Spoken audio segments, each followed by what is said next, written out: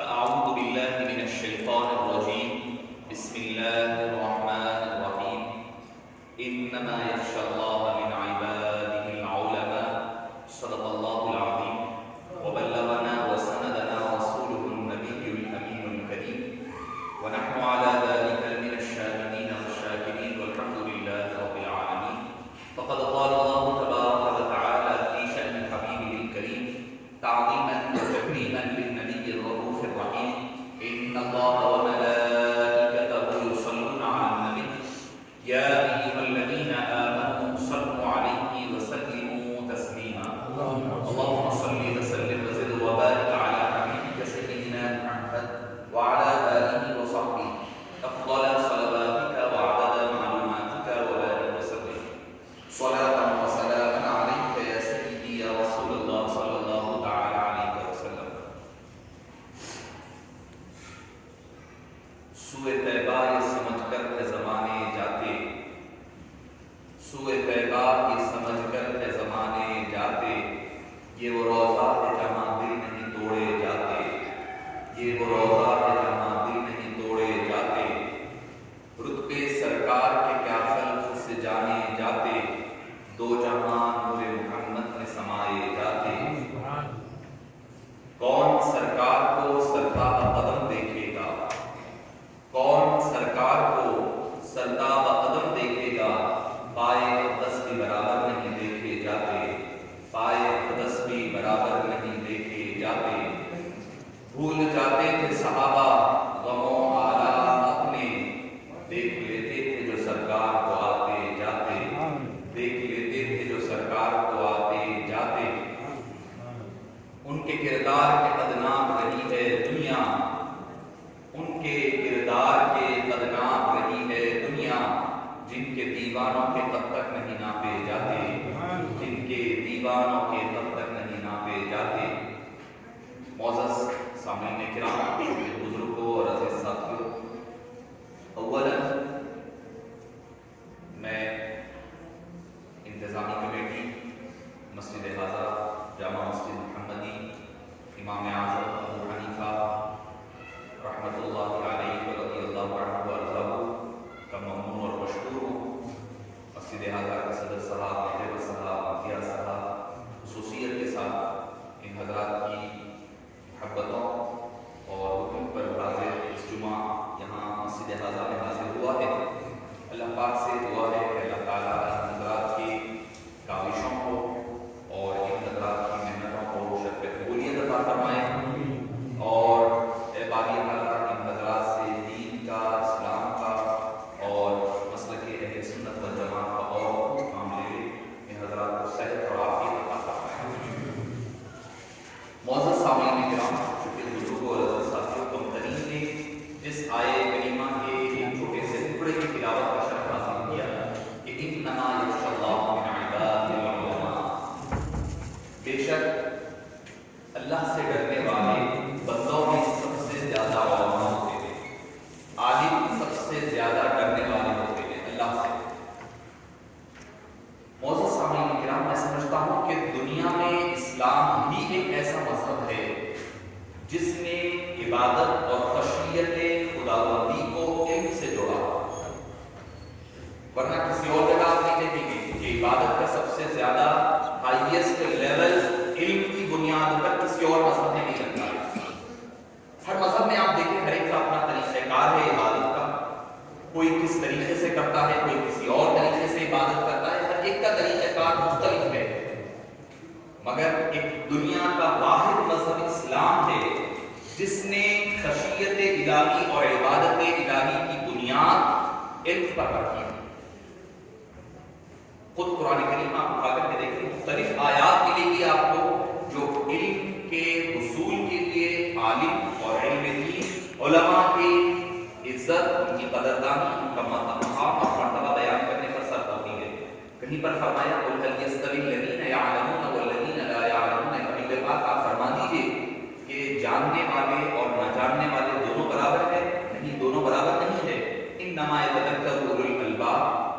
پھر کئی مقامات پر حضرت سیدنا آدم علیہ السلام کو جو فرشتوں پر فوقیت عطا فرمائی اور جو ان کو مسجود ملائکہ یعنی تمام ملائکہ جن کے آگے سجدریز ہو گئے، ان کی کئی وجوہات میں سے ایک وجہ علم کی اصول اور علم کا مقام اور مرتبہ رکھا گیا۔ معزز سامعین کرام، اس تمہید کا بنیادی مقصد چونکہ اس مبارک مہینے میں ہمارے شہر حیدرآباد کی ممتاز مایہ ناز اسلامک یونیورسٹی جامعہ نظامیہ کے بانی امام اہل سنت امام انوار اللہ فاروقی علیہ رحمۃ و رضوان مقدس اللہ سے العزیز کے عرس شریف سے منسلک اور متصل ہیں، تو اسی مناسبت سے حضرت بانی جامعہ علیہ رحمۃ و رضوان کا فیضان اور احسان ہم تمام پر اور علم دین اور اصلاح معاشرہ کے عنوان سے آپ کی خدمات کیا ہے، کچھ وقفے کے لیے آپ کے گوش و گزار کرنے کی سعادت حاصل کی جائے گی۔ معزز سامعین کرام، حضرت بانی ہمیں شہر حیدرآباد میں ہم رہتے ہیں، مگر ہمیں اپنے بزرگان دین اپنے اسلاف کا علم نہیں ہے کہ ہمارے اسلاف نے ہمارے لیے کیا کر گئے ہیں۔ ہم آج آ کر سمجھتے ہیں کہ بھائی کچھ نہیں، ہم بھی جو کچھ کر رہے ہیں ہم ہی کر رہے ہیں۔ ہمارے اسلاف نے جو بنیادیں رکھی ہے اسی بنیادوں پر ہم عمارت کو بلند کر رہے ہیں، کوئی نیا کام نہیں کر رہے ہیں، بلکہ جو بنیادیں ہمارے اسلاف نے رکھ کر کے دین کی، اسلام کی، علم کی، تبلیغ کی، اصلاح کی سارے کام ہم حضرات نے کر چکے ہیں۔ بس انہی کے نقش قدم پر، انہی کے چھوڑے ہوئے نقوش پر اگر ہم آگے لے کر کے چلیں گے تو ہم اس دنیا میں بھی کامیاب ہو سکتے ہیں، اخروی زندگی میں بھی ہم کامیاب ہو سکتے ہیں۔ معزز سامعین کرام، بانی جامعہ علیہ رحمۃ و رضوان کا کارنامہ صرف یہ نہیں کہ صرف ایک اسلامی یونیورسٹی کا قیام عمل میں لایا، نہیں، ہم یہ سمجھتے ہیں کہ صرف جامعہ نظامیہ ہے، نہیں، عثمانیہ یونیورسٹی کی بنیاد ڈلوانے میں بانی جامعہ علیہ رحمۃ و رضوان کا سب سے بڑا رول رہا ہے۔ انوار العلوم کالج وہ خود اپنے طور پر ایک اٹانومس یونیورسٹی ہے، اس یونیورسٹی کو بھی آپ کے تلامذہ نے، آپ کے شاگرد رشید نے بنیاد ڈالی ہے۔ تو معزز سامعین کرام، ہمارے اسلاف محدود نظر اور فکر کے نہیں ہوا کرتے، ان کا ویژن بڑا ہوتا، ان کی فکر بڑی ہوتی، ان کی اللہ تعالیٰ نے ان کو وسعت نظر ایسی عطا فرمائی تھی، آنے والے دور کا وقت سے پہلے احاطہ کر لیتے اور اس کا مطالعہ فرما لیتے۔ اسی لیے کہ حدیث پاک میں حبیب دعوت صلی اللہ علیہ وسلم نے ارشاد فرمایا، اتقوا فراست المؤمن فإنه ينظر بنور اللہ، مومن کی فراست سے ڈرو، کیوں؟ کیونکہ وہ عام اپنی نظر سے نہیں دیکھتا، ينظر بنور اللہ، وہ اللہ کے نور سے دیکھتا ہے۔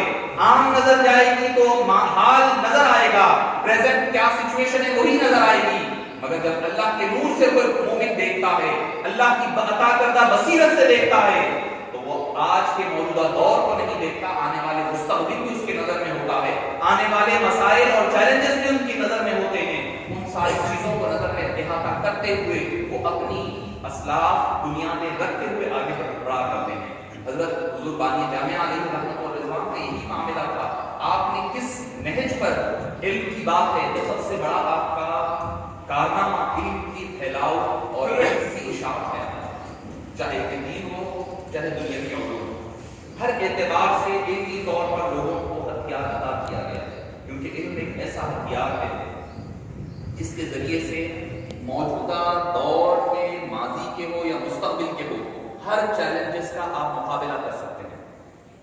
آپ ذرا پیچھے کی طرف چل کر کے دیکھیں، حبیب دعوت صلی اللہ علیہ وسلم نے جس موقع پر اعلان نبوت فرمایا، اس وقت مکے میں کیا کیا برائیاں ہوئی تھیں۔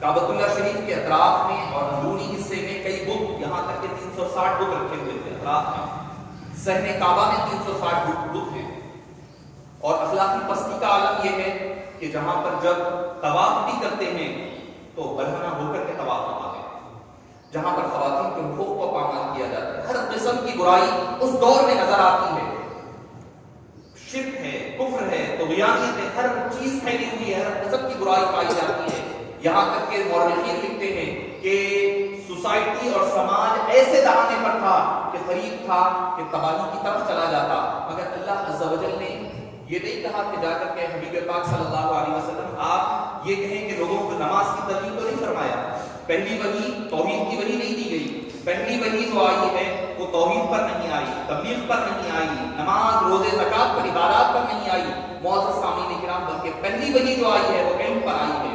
آپ پوچھیں گے کہ بھئی علم کی کیوں دی گئی، جبکہ علم سے ضروری کیا تھا؟ لوگ وہاں پر گمراہیت میں تھے، کوئی کفر میں ہے، کوئی شرک میں ہے، کوئی بدعات و خرافات میں پڑا ہوا ہے، کہیں سماجی مسائل ہے، کہیں سیاسی مسائل ہے، کئی الجھنے، کئی معاملات ہیں، مگر اللہ عز و جل نے سب سے پہلی وہی علم کی نازل فرمائی، علم کا ہتھیار پہلے نازل فرمایا۔ کیوں؟ پتا کیا چلا کہ جتنی جہالتیں ہوگی، دینی جہالت ہے، اگر سماجی برائیاں ہیں، اگر سوسائٹی کی برائیاں ہیں، ہر قسم کی برائی کا علاج ایک ہتھیار سے ہو سکتا ہے، وہ علم کا ہتھیار۔ اسی لیے فرمایا اقرأ بسم ربک الذی خلق، اے حبیب پاک اپنے رب کے نام سے پڑھیے جس نے کہ پیدا فرمایا ہے۔ تو معزز سامعین کرام، پہلا ہتھیار اللہ کے حبیب صلی اللہ علیہ وسلم کو جو پہلی وحی کی شکل میں عطا فرمایا گیا، تو علم کا ہتھیار دیا گیا۔ تو پتا کیا چلا کہ علم ایک ایسی نور ہے، ایسا نور ہے، ایسا ہتھیار ہے جس سے آدمی ہر چیز کا مقابلہ کر سکتا ہے۔ اگر آپ کے پاس مالیہ کمزور ہے، علم کے ذریعے سے آپ اس کو درست کر سکتے ہیں۔ جہالت ہے، دینی جہالت ہے، علم کے ذریعے سے دور ہو سکتی ہے۔ اگر دنیاوی طور پر آپ جاہل ہیں تو علم کے ذریعے سے وہ دور ہو سکتا ہے۔ آدمی میں سمجھ، بوجھ، اخلاق، کردار پیدا ہوں گے، سوچنے سمجھنے کی فکر پیدا ہوگی تو علم کے ذریعے سے ہوا کرے گی۔ تو معزز سامعین کرام، حبیب دعوت صلی اللہ علیہ وسلم کو اللہ عز و جل نے سب سے پہلا ہتھیار جو روانہ فرمایا دے کر، وہ علم کا ہتھیار ہے۔ وہ اس لیے کہ ایک ایسا ہتھیار ہے جس کے ذریعے سے ساری سماجی سوسائٹی کی برائیاں دور ہوا کر سکتی ہے۔ اور معاف فرمانا، آج ہم بطور مسلم امت ہم علم سے دور ہوتے ہوئے نظر آ رہے ہیں۔ حالانکہ علم کا ہتھیار دے کر کے بھیجا گیا، ہمارے اسلام کے ذریعے سے جہالتوں کو دور کیا گیا، بتلایا گیا کہ عابد کا سو جانا، عالم کا سو جانا عبادت گزار کی عبادت کرنے سے افضل ہے۔ ایک عالم ہے اور ایک عابد ہے، عبادت کرنے والا ہے، عبادت کرنے والا عبادت کر رہا ہے۔ ایک عالم ہے جو عبادت نہیں کر رہا ہے بلکہ اپنے مقام پر سو گیا ہے۔ حبیب دعوت صلی اللہ علیہ وسلم محسن انسانیت نے فرمایا ہے کہ وہ عالم کا سو جانا عابد کی عبادت کرنے سے بہتر ہے۔ کیوں کہا گیا؟ اس لیے کہ آپ کو علم کی طرف ترغیب دلائی جائے، آپ کو علم کے راستے آپ کے لیے ہموار کیے جائیں۔ حضرت شیخ الاسلام بانی جامعہ علیہ رحمت و رضوان نے اسی علم کی بنیادوں کو رکھا، ہر اعتبار سے، چاہے دنیاوی علوم ہو، چاہے دینی علوم ہو، ان چیزوں کے علوم کے دروازوں کو کھولا ہے۔ آج ہماری پسماندگی پر دوسری قومیں پارلیمنٹس میں مباحثہ ہو رہا ہے کہ مسلمان جو پسماندہ ہو گئے ہیں ان کو کیسے اوپر کیا جائے، ان کی ایجوکیشنل جو بیکورڈنس ہے اس کو دور کیسے کیا جائے۔ آج اس پر مباحثے ہو رہے ہیں۔ کیوں ہو رہا ہے؟ ہم علم پڑھانے کے لیے آئے تھے، حبیب دعوت صلی اللہ علیہ وسلم معلم انسانیت، معلم کائنات بن کر کے آئے تھے، مگر ہم نہ دینی طور پر علم سیکھ رہے ہیں، نہ دنیاوی طور پر۔ دینی طور پر بھی علم سے دور ہے، دنیاوی طور پر بھی علم سے دور ہے۔ اور دنیا میں کسی اور کوئی اور مذہب آپ نہیں پائیں گے کہ جب بدر کا موقع ہے، حبیب دعوت صلی اللہ علیہ وسلم کے پاس کفار مکہ گرفتار کر کے قیدی بنا کر لائے گئے۔ آدمی جنگ میں آتا ہے تو کس لیے آتا ہے؟ سامنے والے کو مارے یا مرنے کے لیے آتا ہے۔ جنگ میں ہر جنگ کا یہی معمول ہوتا ہے کہ بھئی جب تک موقع ہے سامنے والے کو مارے، جب اپنی جان کی بازی آئی تو جان کی بازی لگا دے۔ مرنے مارنے کے لیے ہر انسان آتا ہے جنگ میں۔ جنگ بدر میں بھی یہی ہوا، خون کے پیاسے ہیں، جنگ میدان میں بدر میں آئے ہیں، لڑائی جھگڑا ہو گیا ہے، ہونے کے بعد 70 سے زائد کفار گرفتار کر لیے گئے۔ اب ان کو سزا کیا دی جائے؟ خون کے پیاسے ہیں، قتل کرنے کے لیے آئے تھے۔ حبیب دعوت صلی اللہ علیہ وسلم کے چراغ نبوت کو بجھانے کے لیے آئے ہیں۔ حبیب دعوت صلی اللہ علیہ وسلم نے فرمایا جو فدیہ دے کر کے جا سکتا ہے فدیہ دے کر کے جائے، ورنہ جو لوگ پڑھنا لکھنا جانتے ہیں وہ 10 صحابہ کو پڑھنا لکھنا سکھا دے اور وہ آزاد ہو کر چلا جائے۔ دنیا کی کسی قوم کے آپ قیدیوں کے بارے میں یہ سلوک نہیں ملے گا، ان کو رہا کرنے کے لیے دنیا کے کسی قانون میں نہیں ملے گا کہ علم سکھاؤ اور رہا ہو کر کے چلے جاؤ۔ صرف یہ محسن انسانیت حبیب دعوت صلی اللہ علیہ وسلم کا معجزہ ہے۔ آپ نے علم دوستی کا ثبوت دے کر کے ہمیں بتلایا کہ تم اگر میرے جانشین ہو، تم اگر میرے ماننے والے ہو، میرے امتی ہو، میرے متبعین ہو، تو تمہیں علم کے ہتھیار سے کس قدر آراستہ اور پیراستہ ہونے کی ضرورت ہے۔ آج کیا بات ہے کہ ہر اعتبار سے ہم علمی طور پر پیچھے جا رہے ہیں۔ ہمارے بچے، میں یہ ذمہ داری کے ساتھ کہہ رہا ہوں، ہمارے بچے دین کو چھوڑے ہیں دنیاوی علوم کے لیے۔ کتنے پرسنٹ؟ میں سمجھتا ہوں بمشکل ہماری امت کے 4% بچے دینی علوم سیکھنے جاتے ہیں۔ 96% بچے ہمارے دنیاوی علوم سیکھنے جاتے ہیں۔ کیوں جاتے ہیں؟ اسی لیے کہ نہیں دنیاوی علوم سیکھیں گے تو دنیا دنیا سنور جائے گی، بہتر ہو جائے گی اور اس میں مواقع زیادہ ہوں گے، ٹھیک ہے، وہ بھی وہاں پر بھی اسلام نے منع نہیں کیا ہے. اسلام نے ہر علم جو نفع بخش ہے اس کے حاصل کرنے کے حکم دیا ہے. مگر یہ بتائیے کہ کتنے بچے ہیں ہمارے 96% میں سے بچے، کتنے بچے ہمارے آگے پڑھ رہے ہیں، کتنے بچے ڈگری تک پہنچ رہے ہیں، کتنے بچے پی جی کر رہے ہیں، کتنے بچے ہائر اسٹڈیز میں جا رہے ہیں. ہمارا تو علمی انحطاط کا عالم یہ ہے کہ ہمارے نوجوان بچے 10th یا انٹر کرنے کے بعد ہمارے پاس آ کر پوچھتے ہیں کہ صاحب اب میں آگے کیا کروں. بڑوں سے مشورہ کرتے ہیں. بھائی آج بچے کو خود اتنا نہیں پتا ہے کہ اس کے اندر کیا کیلیبر ہے، کیا کوالٹی ہے، کس میں آگے جانا چاہتا ہے. اس کا کوئی ایم نہیں ہے، اس کا کوئی مقصد نہیں ہے. ہر قوم اپنے مقصد کے تحت زندگی گزارتی ہے اور ہم ہیں ایک مسلمان ہیں جو کہ ایک زندہ قوم ہے. حقیقت میں ہم زندہ ہے، ہمارا خدا زندہ، ہمارا نبی زندہ، ہمارا قرآن زندہ. اگر ہر مقام پر ہمارے اوپر موت کیوں تاری ہے؟ ہر ملک میں ہر مقام پر ہمارے اوپر موت تاری ہے. امام حسن بصری علیہ رحمت و رضوان سے پوچھا گیا، آپ نے فرمایا کہ کفر سے بچو. انہوں نے کہا کہ اے امام کفر سے کیسے بچے؟ ان کو مسلمان ہو چکے ہیں. آپ نے فرمایا کفر دو قسم کا ہوتا ہے، ایک شرعی اور حقیقی کفر ہوتا ہے جو ہم غیروں کو دیکھتے ہیں، اور فرمایا دوسرا فکری کفر ہوتا ہے. وہ کیا فکری کفر کیا ہے؟ فرمایا کہ فکری کفر یہ ہوتا ہے کہ آدمی فکر کفار کی طرح بنا لے. یعنی جس طرح کفار کی فکر ہوتی ہے کہ دنیا ہی سنور جائے، ہماری دنیا ہی آراستہ ہو جائے، ہر بار سوچے تو دنیا ہی کی سوچے، آخرت کی کوئی فکر نہ ہو. فرمایا کہ فکری کفر ہے. شرعاً تو وہ کفر کا فتویٰ لاحق نہیں ہوگا، مگر کیا ہم آج اس فکری کفر کی طرف نہیں بڑھ رہے ہیں کہ ہماری فکر بس دنیا ہی دنیا ہے. ہم چاہتے ہیں کہ ہمارے مرنے سے پہلے ہمارا بچے کی دنیا سنور جائے، وہ سیٹل ہو جائے، وہ کہیں پڑھ لے، دنیا پڑھ لے، کہیں پر باہر چلا جائے، کہیں سیٹ ہو جائے، اچھا جاب لگ جائے، بس اس کی لائف سیٹل ہو جائے. ہم یہی فکر کر رہے ہیں. کیا ہم نے کبھی آخرت کے بارے میں بھی اپنی اولاد کو سوچا ہے؟ کیا ہم نے کبھی سوچنے کی کوشش کی ہے کہ ہماری اولاد کی آخرت کے بارے میں کیا ہوگا؟ حضرت سیدتنا اسماء بنت ابی بکر رضی اللہ عنہا، جو حضرت ابو بکر صدیق کی شہزادی ہے، آپ کے صاحبزادے حضرت عبد الرحمن عبداللہ بن زبیر جب جا رہے ہیں، جہاد کے لیے نکل رہے ہیں، آپ نے اپنے بچے کو بلایا، بلا کر کے کہا کہ تم جا تو رہے ہیں جہاد کے لیے، دین کے لیے، دین کی سربلندی کے لیے لڑنے کے لیے جا رہے ہیں، مگر ایسا میں سننے کے لیے میں سننا نہیں پسند کروں گی کہ تم نے میدان میں کمزوری کا مظاہرہ کیا اور پیٹھ بتا کر کے بھاگ کر آ گئے. تمہارا واپس آنا میرے لیے خوشی کا باعث نہیں ہوگا، الا یہ کہ اگر تم جنگ لڑتے ہوئے اسلام کی سربلندی کے لیے اپنے آپ کو قربان کر دو، اپنے آپ کو نشاور کر دو اسلام کے لیے، مجھے وہ زیادہ پسند ہے اس کی بجائے یہ کہ تم وہاں سے ڈر کر کے بھاگ کر کے واپس لوٹ کر کے آؤ، مسلمانوں کی فتح اور کامیابی ہو جائے. مجھے یہ زیادہ پسند ہے. تمہارا بچ کر آنے سے مجھے خوشی نہیں ہوگی، مگر اسلام کی فتح اور کامیابی سے مجھے زیادہ خوشی ہونے والی. آپ بتائیے ہمیں کتنوں کی ایسی فکر ہے؟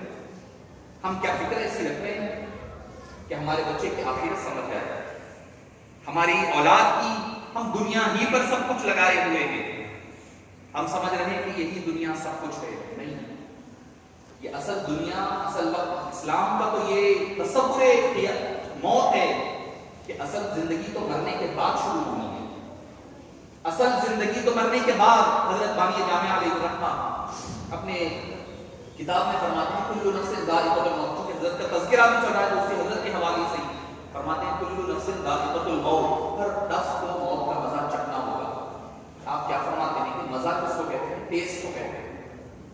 ٹیسٹ، ذائقہ کہا جاتا ہے ٹیسٹ کو.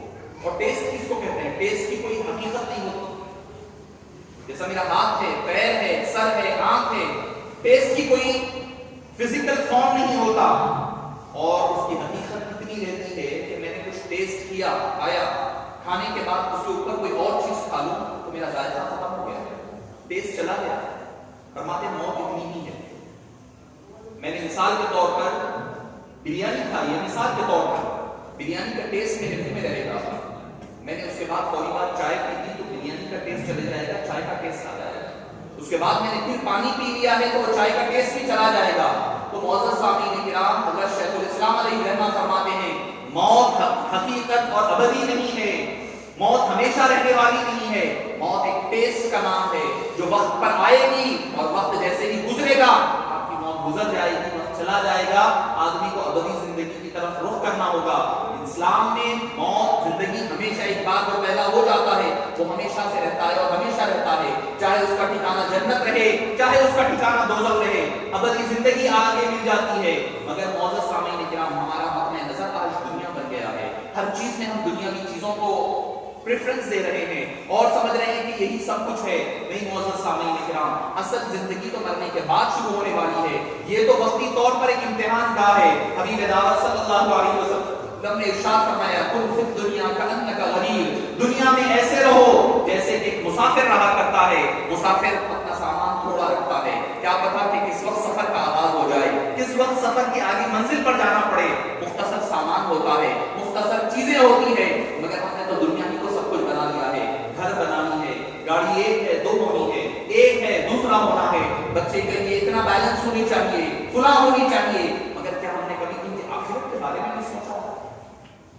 معزز سامعین کرام, قرآن کریم کہتا ہے یا ایھا الذین آمنوا قوا انفسکم واہلیکم نارا, اے ایمان والو خود اور اپنی آل و اولاد کو دوزخ کی آگ سے بچاؤ. کبھی گھر پر کسی کی آگ لگ جائے, لگ جانے کے بعد کیا کرتے ہیں آپ؟ جہاں بھی ہوتے ہیں فوری چھوڑ کر کے بھاگ جاتے ہیں گھر کی طرف. مان جاتا ہے جائے, مگر اولاد بیوی بچوں کو بچانے کی کوشش کی جاتی ہے. کیوں؟ کیونکہ آپ پسند نہیں کرتے کہ اپنی آل و اولاد کے لیے کوئی گرزن پہنچے, کوئی تکلیف پہنچے. یہ تو دنیاوی آگ کا یہ عالم ہے, تو اخروی آگ کا, جب دوزخ کی آگ کا عالم کیا ہوگا, جس کے بارے میں اللہ تعالیٰ قرآن کریم میں فرماتا ہے. معزز سامعین کرام, انبیاء کرام بھی, اللہ تعالیٰ نے انبیاء کرام کو بھی اولاد عطا فرمائی, مگر انبیاء کرام رضوان علیہم السلام جب دعا فرماتے تو یہ نہیں کہتے اے اللہ مجھے بیٹا عطا فرما دے, اے اللہ مجھے بیٹی عطا فرما. کسی نبی کے بارے میں نہیں ملے گا. حضرت سیدنا ابراہیم علیہ السلام دعا کر رہے ہیں, رب ہب لی من الصالحین, اے اللہ مجھے اولاد دے, چاہے بیٹا دے یا بیٹی دے, مگر مجھے دے تو صالح اولاد عطا فرما. بیٹا بیٹی کی تمنا نہیں کی انبیاء کرام, جب بھی دعا کرے ہیں صالح اولاد کی دعا کرے ہیں. کیا پتا کہ اگر اولاد مل جائے, نافرمان ہو جائے, راہ راست سے ہٹ جائے, گمراہ ہو جائے, تو اس دنیا میں بھی وبال بنے, عذاب کا باعث بنے گی, اخروی عذاب تو باقی رکھنے کا رہنا نہیں. حضرت نوح علیہ السلام کی اولاد بیٹے کا ذکر قرآن کریم میں خود فرمایا ہے, انہ عمل غیر صالح, اس کا عمل نیک نہیں ہے. انہ لیس من اہلک, کو آپ کی اولاد بیٹا ہوتا ہوا آپ کے بیٹے میں سے نہیں. تو معزز سامعین کرام, یاد رکھیں, ایک اگر آپ چاہتے ہیں کہ اپنی اولاد کو فرما بردار رکھیں اور ساتھ ہی ساتھ ان کی آخرت سنوارے, تو تین کام کرنا ہوگا. پہلی چیز یہ کہ آپ ان کو علم کے زیور سے آراستہ کریں. علم دنیاوی طور پر, علم کا ہم دیکھ رہے ہیں کیا عالم ہو رہا ہے. ہم دنیاوی علوم کے پیچھے جا رہے ہیں, بچے دنیاوی علوم کی وجہ سے دین چھوڑ رہے ہیں, مگر ہمارے بچے نہ دین کے رہ رہے ہیں نہ دنیا کے رہ رہے ہیں. میرے پاس کچھ بھی بچہ انٹر کر چکا, بی میں جب ایڈمیشن لے رہا ہے, وہ میرے پاس ملنے کے لیے آیا. میں ان سے پوچھا, صاحب کوئی کتاب ہے پڑھنے کے لیے تو دیجیے.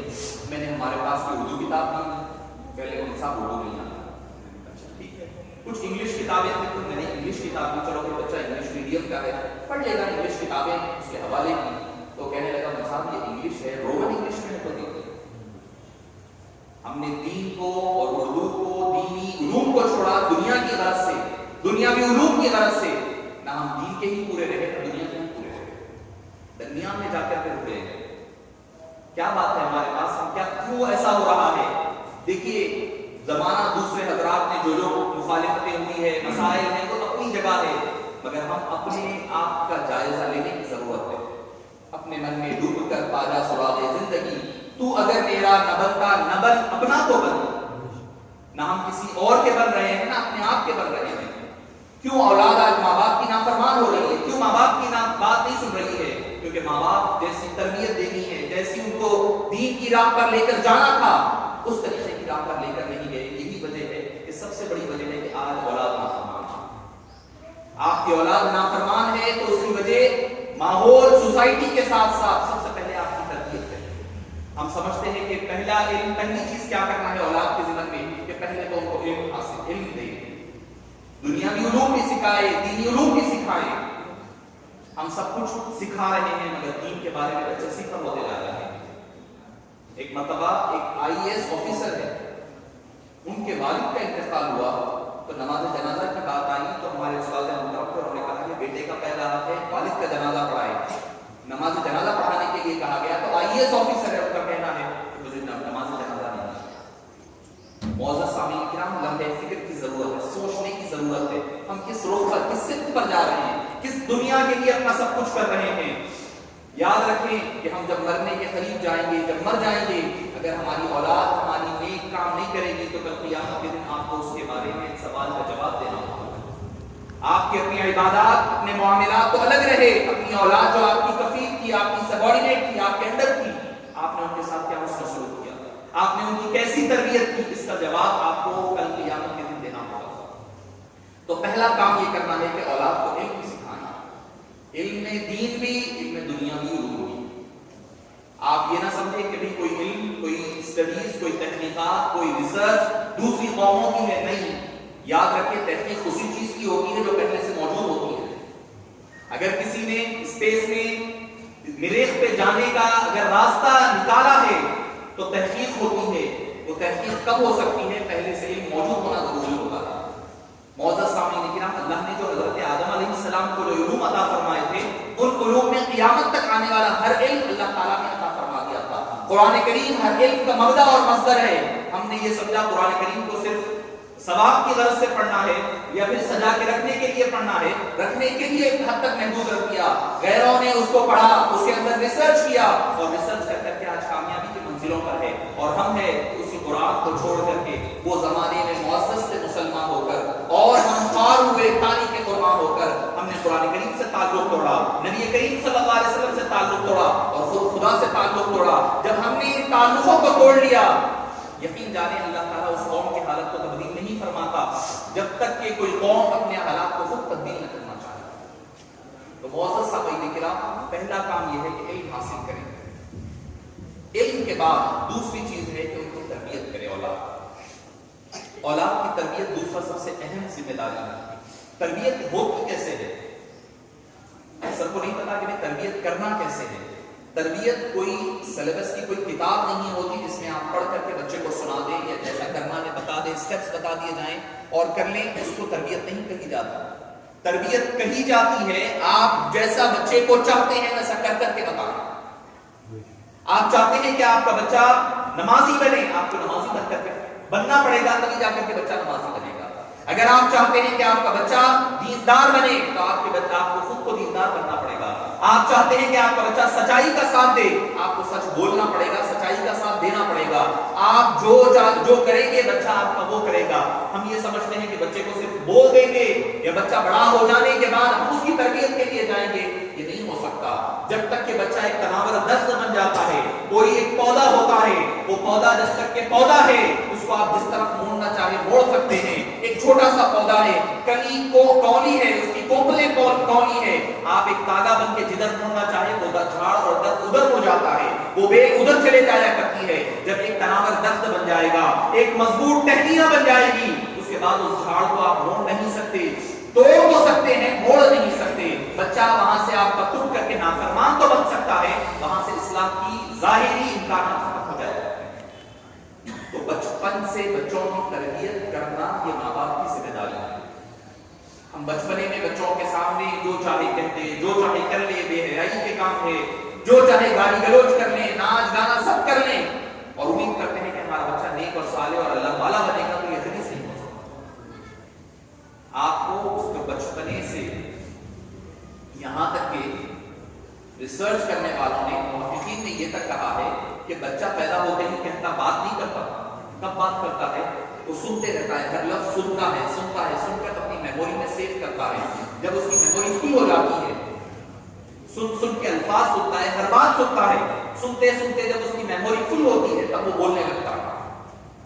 جب تک اس کی میموری فل نہیں ہوتی، جب تک وہ بولنے کی صلاحیت پیدا نہیں ہوتی۔ اب ہم یہ ہے کہ اگر وہ بچے کو گانے سنا کر کے اس کو ہم بڑا بولنے کی عادت ڈالنا چاہ رہے ہیں، یہ آپ کے ہاتھ میں ہے۔ گالی گلوچ سنا کر کے آپ اس کو آگے بڑھانا چاہ رہے ہیں، یہ آپ کے ہاتھ میں ہے۔ حضرت سیدنا بختیار کاکی رضی اللہ عنہ رحمۃ اللہ علیہ کے بارے میں آتا ہے کہ آپ کی والدہ نے اپنے بچے کو حفظ کروانے کے لیے لے کر گئی، مدرسے میں شریک کروایا، بچے کو کہا کہ بابا پڑھو، وہ بچہ پہلے پارے سے نہیں پڑھ رہا ہے، یاد نہیں کر رہا ہے بات، استاد پریشان ہے کہ بچے کو حفظ کرانے کے لیے لایا ہے والدہ نے اور بچہ پڑھنے کے لیے تیار نہیں ہے. پوچھا والدہ کو بلایا گیا کہ ماجرا کیا ہے, بچہ پڑھتا کیوں نہیں ہے؟ کہنے لگی کہ میں 15 پاروں کی حافظہ تھی اور جب تک کہ میں 15 پارے حفظ نہیں کر لیتی, پڑھ نہیں لیتی, میری صبح نہیں ہوتی, میرا دن نہیں گزرا کرتا, بچہ میری گود میں ہوتا اور ہر دن میں 15 پارے پڑھا کرتی تھی. میرا بچہ یہ سن کر 15 پاروں کا حافظ بن چکا ہے. 15 پاروں کے آگے سے آپ بچے کو حفظ کروانا شروع کریے. آج کتنی مائیں ہیں, کتنی مائیں, خواتین اگر سن رہی ہے تو میں ان سے کہوں گا کہ کتنی مائیں ایسی ہیں. پہلے کی مائیں دودھ پلائے بغیر, وضو کیے بغیر بچوں کو دودھ نہیں پلایا کرتی, اور اللہ اور قال اللہ رسول سے ان کی صبحیں ہوا کرتی. آج تو یہ ہے کہ بچے کو موبائل میں لگا دیے ہیں, گانے لگا دیے ہیں, کوئی یوٹیوب لگا دیا ہے, بچہ وہ دیکھ رہا ہے اور کھا بھی رہا ہے, پی رہا ہے, پرورش ہو رہی ہے. اب بڑا ہو کر کے بچہ اسی میں پڑھے گا یا کسی اور چیز میں پڑھے گا, کیونکہ اس کے کانوں میں تو وہی سنا ہے, اس کے کانوں میں تو گانے ہی سنے ہیں, اس کے کانوں نے تو یہی باتیں سنی ہے جو اپنے اندر محفوظ رکھا ہے. اب بچے کی تربیت اللہ والے کی ہو یہ ممکن نہیں ہے جب تک کہ مائیں نیک رہے گی, اولاد نیک رہے گی. اولاد کو نیک بنانا ہے تو ماؤں کا انتخاب درست کرو. کیوں کہ حضرت سیدنا عمر فاروق رضی اللہ عنہ وارضاہ کے پاس والد آئے اور آ کر کہنے لگے کہ اے عمر رضی اللہ عنہ وارضاہ, میرا بیٹا نافرمان ہو گیا ہے, وہ میرا حق ادا نہیں کرتا, وہ میری بات نہیں سنا کرتا. تو حضرت عمر فاروق نے بیٹے کو بلایا اور پوچھا کیا تم اپنے والد کی بات نہیں سنتے, ان کا حق ادا نہیں کرتے؟ تو اس نے کہا کہ ہاں میں ادا نہیں کرتا ہوں, یقیناً یہ بات سچ ہے. پھر بچے نے پوچھا کہ اے امیر المومنین کیا والد پر بھی اولاد کے کچھ حقوق ہوتے ہیں؟ انہوں نے کہا کہ ہاں ہوتے ہیں. بیٹے نے کہا اگر زحمت نہ ہو تو بتا دیں کہ اولاد کے حقوق ماں باپ پر کیا ہوتے ہیں. تو حضرت فاروق اعظم رضی اللہ عنہ اور قربان جائیے, جن کے بارے میں حبیب داور نے فرمایا لو کان بعدی نبی لکان عمر, اگر میرے بعد کوئی نبی ہوتے تو وہ عمر ہوتے. وہ فاروق اعظم فرما رہے ہیں, کیا فرمایا؟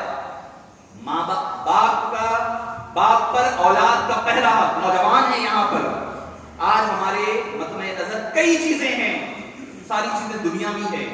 حضرت فاروق اعظم فرماتے ہیں پہلا حق اولاد کا کب ہے؟ ہم کیا سمجھتے ہیں بچہ 10 سال 12 سال کا ہو گیا ہے, بچہ بات آپ کی نہیں سن رہا ہے. جب ہمارے آنکھ کھلتے ہیں ہم سوچتے ہیں کہ اب بچے کی تربیت کیسے کریں. حضرت فاروق اعظم فرماتے ہیں کہ پہلا حق باپ پر اولاد کا یہ ہے کہ اس کے لیے اچھی ماں کا انتخاب کرے. آپ ذرا سوچیں, ہمارے پاس یہ چیز کرائٹیریا ہم سوچ رہے ہیں, ہمارے پاس خوبصورتی ہونا, پیسہ ہونا, مال و دولت ہونا, فیملی سٹیٹس ہونا, یہ سب کچھ دیکھا جا رہا ہے, نیکی کو پس پش ڈالا جا رہا ہے. آج یہ ہو رہا ہے یا نہیں ہو رہا ہے؟ ہم دوسروں کا رونا تو روئیں گے کہ میں 18 سال سے 21 کر دیے, فلاں ہوا, ماں کی باتیں ہیں. ہم اپنے گھر کی تو پہلے خبر لیں, ہم کہاں پر ٹھہرے ہوئے ہیں, ہم کس مقام پر ٹھہرے ہوئے ہیں. اس گھر کو آگ لگ گئی گھر کے چراغ سے. ہم کہنے کے لیے تو آسان ہے, ہمارے پاس کیا مطمع نظر ہے ماؤں کا, اچھی ماؤں کا انتخاب کرنا؟ دیکھی جاتا ہے کہ دیندار ہے یا نہیں ہے. ہمارے پاس تو سب کچھ دیکھا جا رہا ہے سوائے دین کو چھوڑ کر. اس لڑکے نے حضرت عمر سے فرمایا کہ اے امیر المومنین, میرے والد نے یہ حق ادا نہیں کیا, ایک فاحشہ عورت کے عشق و محبت میں پڑ کر اس سے شادی کر لی, جس کی وجہ سے وہ لوگ بھی مجھے تانا دیتے ہیں, میں اس کے قریب بھی جایا نہیں کرتا ماں کے پاس. تو معزز سامعین کرام, آج یہی تو ہو رہا ہے, ہمارے بچے تو لڑکے ہو یا لڑکیاں ہو, غیر مسلموں میں شادیاں ہو رہی ہیں. کیوں ہو رہا ہے؟ پہلا چیز جو دین سکھانا تھا, علم سکھانا تھا, ماں باپ نے ان کی نہ صحیح دین سکھایا نہ صحیح طور پر تربیت کی. تو بچے نے کہا کہ دوسرا حق کیا ہے؟ حضرت فاروق اعظم نے کہا کہ دوسرا حق بیٹے کا باپ پر, بیٹا یا بیٹی دونوں کا, کہ اس کا اچھا نام رکھے. اس میں بھی آج ہم اور آپ تقریباً لوگ اس میں پیدل ہیں. نام ہمیں نیا چاہیے, مانے کچھ بھی ہو جائے نہیں, نام کی تاثیر ہوتی ہے, نام کا اثر ہوا کرتا ہے. ہم تو چاہتے ہیں کہ نیا نام ہو, ایسا نام کوئی نہیں سنے جیسا نام ہو. اس کی چکر میں مانے کچھ بھی ہو جائے, کہیں پر بھی مل جائے, کوئی ٹی وی سیریل میں مل جائے, کہیں پر کچھ نام مل جائے, بس وہ بچوں کے نام رکھے جا رہے ہیں. لڑکے نے کہا کہ اے امیر المومنین, میرے والد نے میرا یہ بھی حق ادا نہیں کیا. الخجل یعنی کوئی گوبر کا جو ٹکڑا ہوتا ہے اس کے معنی ہوتے ہیں, وہ نام رکھا. آپ نے فرمایا تیسرا حق یہ ہے کہ اس کی اچھی تربیت کرے, علم سکھائے. سکھائے. اس نے کہا میرے باپ نے یہ تینوں حق ادا نہیں کیے. حضرت فاروق اعظم نے باپ سے پوچھا کہ یہ بات صحیح ہے؟ اس نے کہا کہ ہاں یہ بات صحیح ہے. تو حضرت فاروق اعظم نے فرمایا کہ تجھے اب حق نہیں بنتا, تو میری محفل سے اٹھ کر چلا جا, کہ تو اپنی اولاد سے اپنا حق مانگنے کا حق نہیں رکھتا, کیونکہ تو اپنی اولاد کو ان کا حق ادا نہیں کیا. تو معزز سامعین کرام, دوسری چیز ہے اولاد کی صحیح تربیت کریں. تیسری چیز ہے کہ ان کو صلہ رحمی سکھائیں, رشتہ داروں کے حقوق سکھائیں, ایک دوسرے کے ساتھ ملنا اٹھنا بیٹھنا سکھائیں. اگر یہ تین چیزیں آپ کی اولاد میں سکھائیں گے, اگر آپ صحیح طور پر, آپ کی اولاد نافرمان نہیں رہے گی, آپ کی اولاد نیک اور صحیح راستے پر رہے گی. آخری بات ایک حدیث پاک عرض کر کے تربیت کے حوالے سے اولاد کی اپنی گفتگو ختم کر دوں. حبیب دعوت صلی اللہ علیہ وسلم نے ارشاد فرمایا ادبوا اولادکم علی ثلاث خصال, اپنی اولاد کو تین چیزیں سکھاؤ. ہم تو ڈاکٹر بنا رہے ہیں, انجینئر بناتے ہیں, آئی A S, I P S سب کچھ بنا رہے ہیں, مگر حبیب دعوت صلی اللہ علیہ وسلم اولاد کو سکھانے کی کیا چیزیں فرما رہے ہیں؟ فرمایا ادبوا اولادکم علی ثلاث خصال, تین چیزیں اولاد کو سکھاؤ. کیا ہے؟ پہلی چیز فرمایا حب نبی کی کو, اپنے نبی کی محبت سکھاؤ. آج ہم سب سکھا رہے ہیں, یہی نہیں سکھا رہے ہیں. آج دنیا تو بہت پڑھائی جا رہا ہے, دین بھی پڑھایا جا رہا ہے, مگر ایسا دین اور دنیا جو مصطفیٰ جان رحمت صلی اللہ علیہ وسلم کی عشق و محبت سے خالی ہے, وہ علامہ اقبال کی نظر میں تمام بھولا حدیث ہو سکتا ہے, وہ دین نہیں ہو سکتا. عشق تمام مصطفیٰ, عقل تمام بھولا حق. فرمایا کہ جتنا عشق اور محبت ہے وہ حبیب پاک صلی اللہ علیہ وسلم کی محبت سکھاؤ. پہلی چیز حب نبی کی کو, اپنے نبی کی محبت سکھاؤ. آج ہم اپنا جائزہ خود لے لیں کہ ہم یہ سکھا رہے ہیں. دوسری چیز فرمایا حب اہل بیت نبی کی کو, ان کے اہل بیت اطہار کی محبت سکھاؤ. وتلاوت القرآن, قرآن کی تلاوت سکھاؤ. قرآن کریم فإن حملة القرآن في ظل الله يوم لا ظل إلا ظله, کیونکہ قرآن کریم کا پڑھنے والا, سمجھنے والا, سمجھانے والا, قرآن کا حامل کل قیامت کے دن اللہ کے سائے, رحمت کے سائے تلے ہوگا. اس دن کوئی سایہ نہیں ہوگا, کوئی اس کو شیلٹر نہیں ہوگا, اس مقام پر وہ اللہ کی رحمت کے سائے تلے ہوگا. تو معزز سامعین کرام, اپنی آپ کو زندگیوں کو بدلنے کی کوشش کریں, ورنہ تو دیکھیں ہمارا سماج کس طرف جا رہا ہے. ہماری سماجی برائیاں اپنے عروج پر ہیں. ان ساری برائیوں کا اگر آپ مقابلہ کر سکتے ہیں تو علم کا ایک ہتھیار ہو سکتا ہے.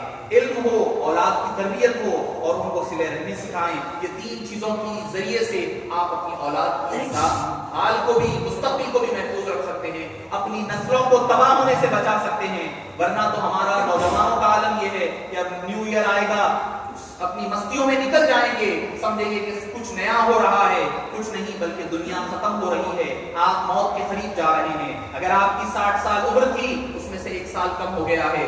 اللہ کی طرف اور خشوع اور خضوع کے ساتھ رجوع ہونے کی ضرورت ہے. اللہ کے دربار میں رجوع ہو کر کے گڑ گڑانے کی ضرورت ہے. یاد رکھیں اللہ ہم سے ناراض ہے. اللہ عز و جل کی ناراضگی ہمارے اللہ اور اللہ کے حبیب پاک ناراض ہے. اسی وجہ سے زمین سے بھی آفتیں آ رہی ہے, آسمانوں سے بھی مصیبتیں آ رہی ہے. جب اللہ ناراض ہو جاتا ہے, اللہ کے حبیب کسی قوم سے ناراض ہو جاتے ہیں, تو معزز سامعین کرام, زمین اور آسمان کی آفتیں بلائیات ہمارے اوپر احاطہ کر لیتی ہے. مختلف قوانین بن رہے ہیں, حالات خراب ہو رہے ہیں. اس کی وجہ یہی ہے کہ اللہ ہم سے راضی نہیں ہے. اس کو راضی کرنے کی ضرورت ہے. روٹے ہوئے خدا کو منانے کی ضرورت ہے. گریہ بیزاری کے ذریعے سے, عبادتوں کے ذریعے سے, جس شکل میں ہو سکتا ہے, اللہ کو منانے اور راضی کرنے کی ضرورت ہے. اللہ عز و جل سے دعا ہے کہ باری تعالیٰ جو کچھ کہا اور سنا گیا اس کو قبول فرما, کہنے اور سننے والوں کو عمل کی توفیق نصیب فرما. اے باری تعالیٰ ہمارے نوجوانوں کو صحیح عقائد, صحیح اعمال اور صحیح اصلاح عطا فرما. ان کو اچھے عقائد, اچھی صحبتیں, اچھے اعمال عطا فرما. اے باری تعالیٰ ان کی دین, دنیا اور آخرت کو درست فرما دے. اے باری تعالیٰ ہماری دعاؤں کو حبیب دعوت صلی اللہ علیہ وسلم کے صدقے و خیر قبول فرما.